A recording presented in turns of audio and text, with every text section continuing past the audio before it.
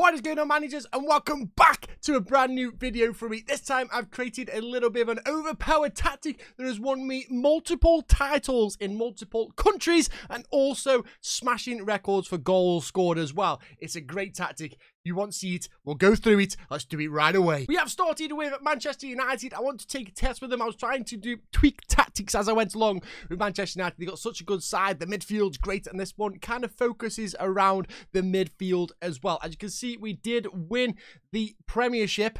As you can see, they're 2 points clear above Manchester City and Liverpool, so brilliant from us from there. Didn't get any of the top goal scorers, not a problem, but you can see Christian Eriksen did get us 17 assists, the top of the league as well, which is glorious to see. And one of the big things for me here was we managed to score 88 goals and only 37 as well conceded. So that's very strong statistics there on that one. And you can see Cristiano Ronaldo goes 25 goals, averaging the highest rating, with Christian Eriksen getting 22 assists for the whole season. That's quite a lot. Harry Maguire with a pass completion of 95 kind of gives away how we were playing the game, really. And then McTominay with 14 yellow cards and then a few people on red cards. But this tactic kind of builds up from either the wing backs or in the centre and allows you to push through that way. So you will see the likes of Harry Maguire gain the high percentage of passing rating because it does get a little bit of build up from the defensive duties there.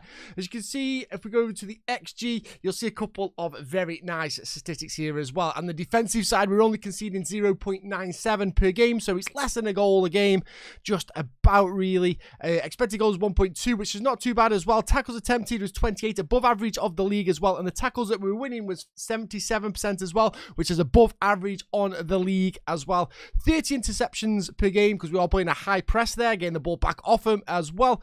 Also, blocks are a little bit down, but we're not letting them get in there. We've only conceded 0.97. We're not letting them get into the box, so that's good for us in that one. Clearances as well, we're a little bit high on, which is not too bad. We're above average on the league, so we could probably look at that to try and close the team down even more in the final third, but to me that was quite a good one. Fouls, we are way down per game with 15, or should I say we're above, so we're getting fouled against. Fouls made per game is a little bit higher than the rest of the league, but I don't mind. That means they're getting stuck in, and we love to see that as well. On the attacking duties though, we are managing 2.3 goals per game, so when you're only conceding 0.97 per game and you're scoring 2.32, you're not doing too bad. Absolutely not. We're averaging 17 shots, which absolutely destroys the rest of the league by 5 shots on average as well. And the shots on target percentage is 40%. Could do a little bit better there. Add a bit of chance conversion into training to try and improve that, make it a little bit better. Good dribbles as well, getting 19 per game, above average of the league as well to the 17 that they have got there.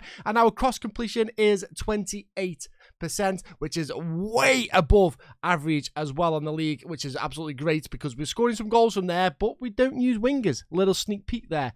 Also, we have a pass completion of 85%, really high there. Not as much as the rest of the league though, only 1% just does us a little bit there. Fouls against per game, 14, above average as well, so we are frustrating the opposition trying to get the ball offers, but they're making fouls. So things are looking pretty good, as you can see there as well. So I'm going to show you a couple of like the passing movement there. As you can see, it's a very solid passing movement, and our two strikers get really far forward there, especially Marcus Rashford. As you can see him just highlighted here, he's getting really forward. He is playing as an advanced forward, so that's why he's pushing forward, and he's allowing the players to get all the way up there as well. We could drop him back as a DLF, sit him into here to create more passing routes, but when we're scoring goals and we're winning games, doesn't really need to be changing, but you will see a bit of long balls be introduced into the game as well there. So it's good to see. Pass completions a lot, as you can see, as that wing back as well, because we don't have any wingers. So these guys are pushing a little bit forward. Him and Luke Shaw getting forward just above that halfway line and just being the extra threat and becoming the wingers as well, because we do have players all over the place to cover where we need to cover. Same with the Manchester City one. A little less passes completed this game though, but as you can see, the lot really up there as well. Rashford did sit a little bit deeper this time, and then we did have Bruno Fernandes getting forward, so it just changes around who's going forward and who's going where. And you can see as Luke Shaw just dropped back a little bit more there, just because we are playing the likes of Manchester City. We did get a 2-0 win against them at home, though, only managing them down to a 0.62 XG, which is absolutely crazy at home against Manchester City, one of the best in the league. So a glorious result for us there. You will see some good results as well. And here we started the season absolutely unbelievable. An 8-0 win against Wolves as well. We beat Liverpool, we beat Chelsea, we beat Man City, we took 6 points off Manchester City, we beat Arsenal. There's some real good results in there. Everton, Brighton, and we got our first loss away from home against Aston Villa, which was kind of a bit of a shock to the system, but we kind of bounced back with a win against Fulham and French Moss there, 5-0. Leicester we got a draw against, and then kind of the World Cup and introducing more games and fitting them in, we kind of lost 6 points off Liverpool there as well, which is massive. We then beat Chelsea in the FA Cup as well. Lost to them in the league, though. That was a bit of a bad one for us. I'm not too happy about that one. Arsenal did beat us 1-0 away from home. It seems like away from home, our form wasn't the best, but we did bounce back, beating Liverpool 3-0 in the FA Cup. Also got good results against Crystal Palace, a 1-1 with Spurs. We lost to Nottingham Forest, which was a shock to the system as well. Beat Fulham, got knocked out to the Europa League as well by Borussia Dortmund. Just turned on the heat, scoring 5 passes. That one really just shocked the system because we not really conceded many goals, and then that one just threw an absolute curveball into it there. But we did get 6 points off Manchester City as well. Beat Leeds, beat Aston Villa. There's plenty of goals there being scored. So the tactic, guys. What is the tactic and how's it working? And this is the tactic, as you can see there, the double Volante. Absolutely, and it works such a treat. As you can see, everyone is on green as well. They are absolutely loving life. So we play 2 wing backs, 2 ball playing defenders. That helps them bring us out of play and brings it out of the box as well. 2 vols, and then we also have a DM as Casemiro, and then we have 3 very attacking players within 2 AFs and a shadow striker. So potentially we are playing 3 strikers like you saw in that Manchester City one, and as you saw Bruno Fernandes pushing forward and becoming that 3rd striker as well. Just shows you just what they're capable of doing and how it happens as well. And that is why we introduced the long ball a little bit as well sometimes. As you saw, Rashford was really up into their defensive area. That's because he's playing as an AF. You could potentially change this to like a pressing forward and a DLF, just to sit back and pick the ball and pass the ball a bit more. But with the speed of Rashford and Ronaldo with their off the balls as well, the ball over the top is absolutely clinical and comes in very, very much clutch most of the time. So there is that option there, but we do offer a passing range and a passing ability to get through the players. So there is all sorts of different goals being scored. But with the Volantes, they are absolutely brilliant. You'll see Christian Eriksen getting forward, and then you'll just see Casemiro sit back into like a 5 defense, and then McTominay will just hover just around here as well. He won't push all the way up because we've got potentially 4 players then pushing into the penalty area and into the box. So they just sit back, and it's exactly the same. Even with Eriksen on as an attacking volant, if McTominay gets forward, Eriksen will just sit kind of this area and just mop up. So you got 2 defensive lines there. So you got Eriksen, and then you have Casemiro, and then you have your back 4 as well. So you're being kind of constructively defensive whilst having the freedom of attacking with 4 to 5 players sometimes. So it really works out really strong.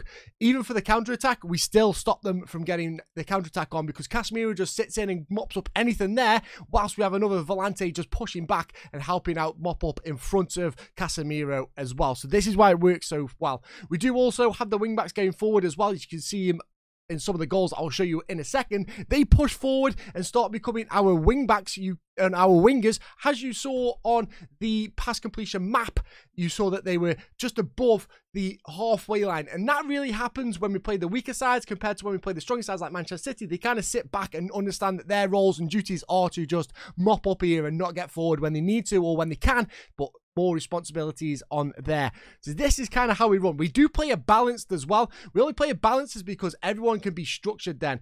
They are not going to go crazy and run absolutely ragged and run everywhere out of position, because we do have them to be more disciplined as well, which is on here, but we do allow them to run at defense. Because we've got 2 Segundo Volantes, we let them run at the defenders as well. We allow the wing backs to run at the defenders as well when they do have possession of the ball. This just gets us up the field more stable whilst still offering a pass. There is pretty much 3 DMs there. So if a ball playing defender does push up forward, he has 3 options of passes. Also the long ball over the top to try and get break the defenses down and get the ball over the top to Rashford or Cristiano Ronaldo. So there is so many options here for the passing lanes. It all depends on what the player is feeling and if there is a right pass that he feels is on. So decisions for this side is quite crucial to make sure that they don't throw the ball away easily. But like I say, there is options. You're going to have wing backs to pass to. You're going to have the 2 vols there. You're going to have a DM. You're also going to have a shadow striker with 2 AFs if you won't go long as well. The options are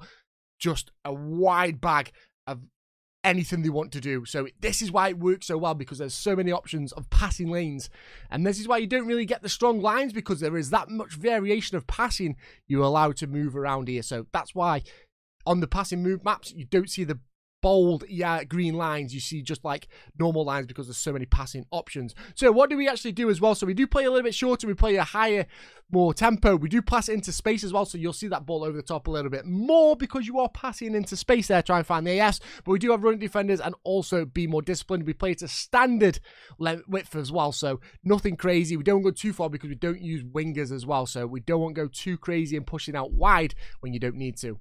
And then when it comes to our distribution of the ball, we counter press and we counter as soon as we lose the ball, we're on them, and as soon as we win the ball, we're pressing. So that's the high tempo with the passing movement as well with the counter. It just works so well, and we roll it out. Hopefully it goes to any of the fullbacks here or the centre-offs, which all can run with the ball and move with the ball. Ball playing defenders and wing backs, they can all get the ball forward whilst running with it.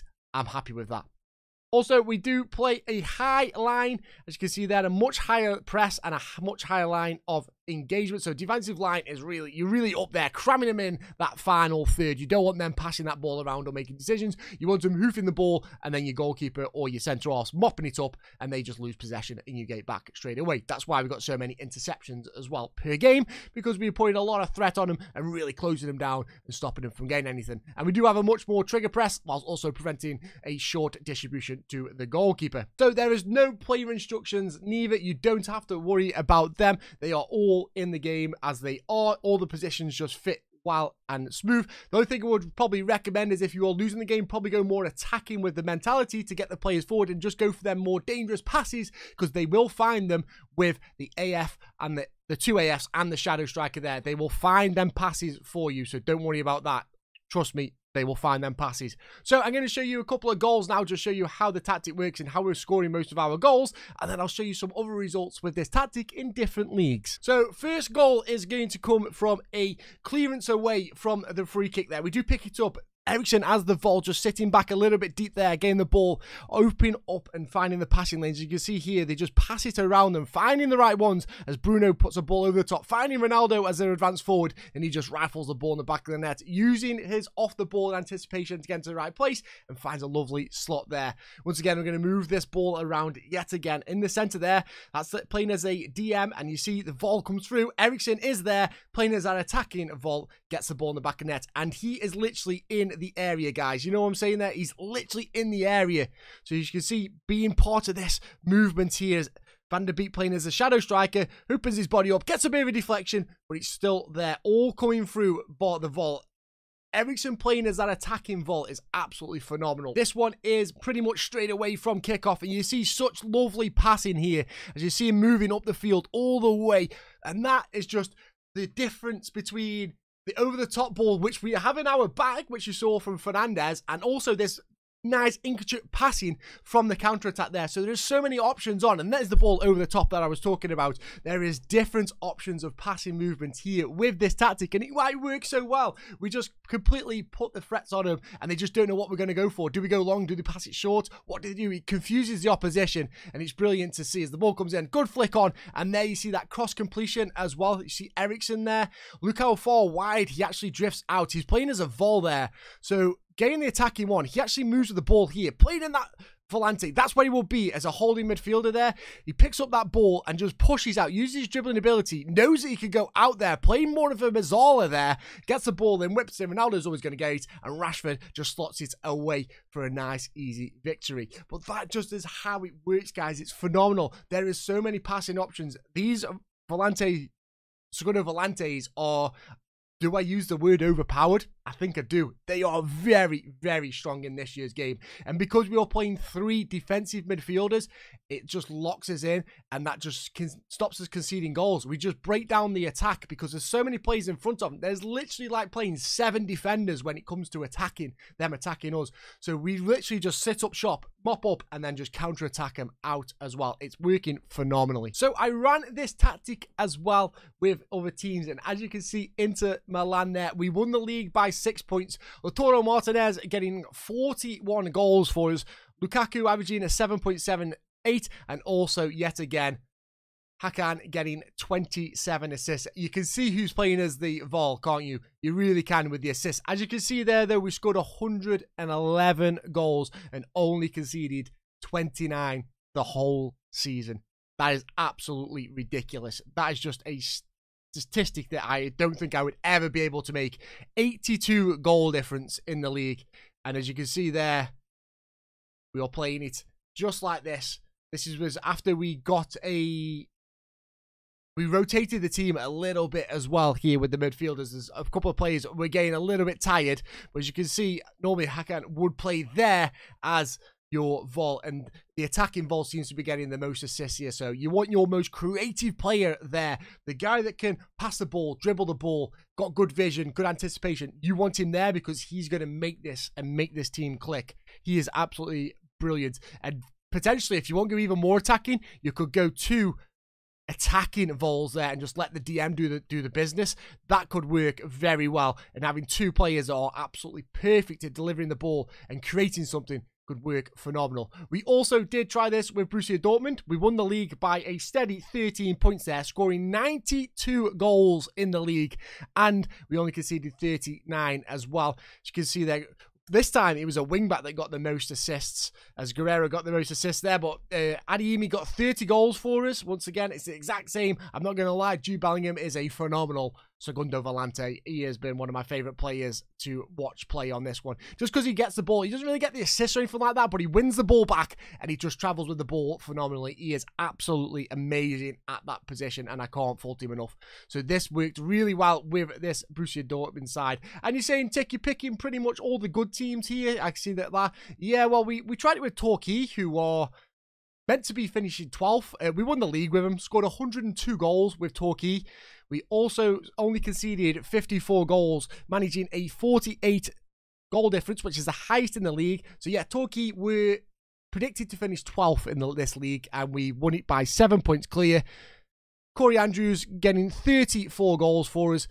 Corey Andrews also got the assist, which was interesting to see on that one. The Segundo Volante, it worked really well. It just wasn't quite your Ericssons and your Hakans there. But as you can see, that is the tactic that we ran. And we have a couple of players that left us after because they were on loan. But that is the tactic, guys. It is one of the best that I've created, and I can't wait to use this. I'll be using it more in saves. I try not to use my YouTube tactics in saves. I try to create something different, but I might have to use this one because it's been absolutely phenomenal and getting me so many good results here. Every single title we have won with every team that I've ran this with now, so I kind of can't fault it enough. So if you find any things with it, let me know. I'll be absolutely grateful to know if you have success with it as well. The link will be in the description. Let me know how you get on with it, and hopefully it's absolutely great. But if you do want to see more live stuff like this, head over to Twitch. So we do at twitch.tv/Ticker147, where I'm going from a lower league tier 8 side all the way to the Premiership. So this tactic could come in handy, and I might use this tactic. But it'd be great to see you over there and check out my live content. But guys, thank you very much for checking out this content that I've made today. Please hit the like, hit the subscribe. Helps me out massively. We're on the push for 900. If we can get to 900, I'll be absolutely marvelous, and I'll mean the world to me. You guys have been absolutely awesome. Thanks for taking a part of your day to checking out my video. It means the world to me. I'll catch you all next time. Much love, and bye-bye.